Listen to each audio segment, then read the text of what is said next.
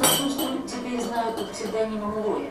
Ее жизнь заполнили концерты, гастроли, интервью. Вот недавно была в Лондоне, потом в Эстонии. Какая достаю. Ты надолго едешь? Нет, на пару дней. Ну хорошо, ладно, тогда тебе много не нужно. Сейчас разберусь. Эту юбку берем? 20-летняя Лоя учится быть настоящей звездой.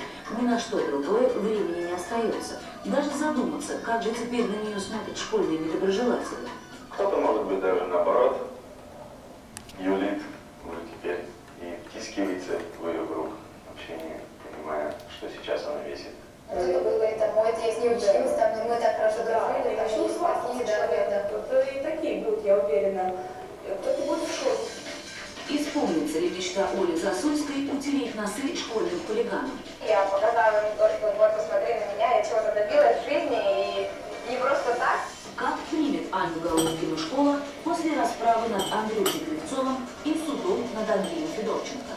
Это невыносимо, вот это вот каждый раз выслушивая там за спиной что-то. Премьера 19 ноября в 17:00. Ты узнаешь, как снимают настоящее кино.